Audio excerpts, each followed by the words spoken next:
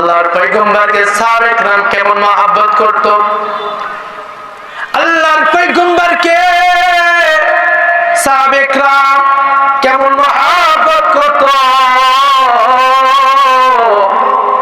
একজন সাহাবী খেজুর গাছের ভিতরে কাজ করতেছেন, তো শুনছেন যে মুহাম্মদ সাল্লাল্লাহু আলাইহি সাল্লামের ইন্তিকাল হয়ে গেছে, মুহাম্মদের ইন্তিকাল হয়ে গেছে, মারা গেছে।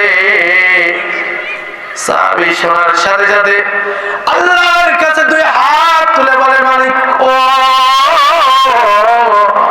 যেই চোখ দিয়ে আমি আমার পয়গম্বরকে দেখতে পারবো না, ওই চোখ আমার অন্ধ করে দেন। আল্লাহর কাছে দুই হাত তুলে মুনাজাত করেছেন, রব্বে কারীম, যেই চোখ দিয়ে আমার পয়গম্বরকে দেখতে পারবো না, এমন চোখ আমি সাহাবী রাখবো না। ও আল্লাহ, আমার চোখ দুইটা অন্ধ করে দেন। সুবহানাল্লাহ, সাথে সাথে চক্ষু অন্ধ হয়ে গেছে। আল্লাহু আকবার। আল্লাহর পয়গম্বরকে শুধু সাহাবায়ে কেরাম মহব্বত করেছে তা নয়, আল্লাহর পয়গম্বরকে পাহাড় মহব্বত করেছেন। আল্লাহর পয়গম্বর যখন রাস্তা দিয়ে চলাফেরা করতেন, তো কিছু সময় নবীজি আমার উহুদ পাহাড় দিয়ে যাইতো। একবার আল্লাহর পয়গম্বর মক্কা থেকে মদিনায় সফর করেছে, উহুদ পাহাড় দিয়ে যায় নাই। উহুদ পাহাড় মানুষের মতো কান্না শুরু করে দিয়েছে। ও আল্লাহর পয়গম্বর, কতদিন আপনাকে দেখি না। উহুদ পাহাড় কান্না শুরু করে দিয়েছেন যে পয়গম্বর, যখন আপনাকে দেখি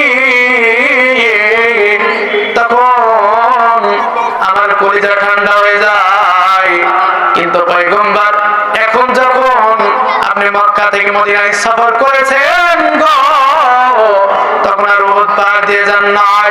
আল্লাহর পয়গম্বরের এই কথা শুনিয়া এই কথা শুনিয়া সাহাবী আল্লাহর পয়গম্বরের কাছে যে বলেন, নবী গো, উহুদ পাহাড় মানুষের মতো কাঁদে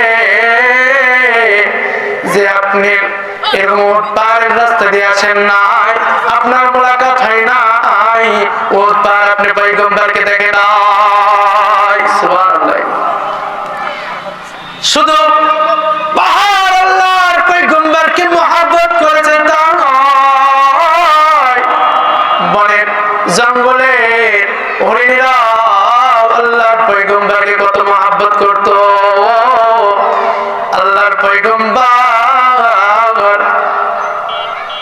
একদিন রাস্তা দিয়ে যাচ্ছেন, বনের হরিণী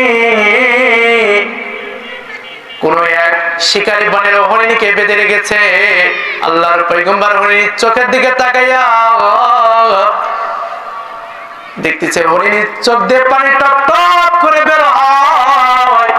আল্লাহর পয়গম্বর পশু পাখির আওয়াজ বুঝতে, হরিণীর আওয়াজ বুঝে গেলেও আল্লাহর পয়গম্বর হরিণীর কাছে যে বলল, ও হরিণী, তোমার কি হয়েছে?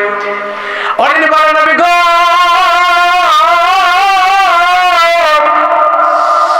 আমি বাড়িতে আমার বাসায় দুইটা ছোট ছোট শাবক রেখে এসেছি, তারা আমি খাবার তাদের জন্য সংরক্ষণ করে নিয়ে যাই, আর এই খাবার দিয়ে তারা তাদের জীবিকা নির্বাহ করে।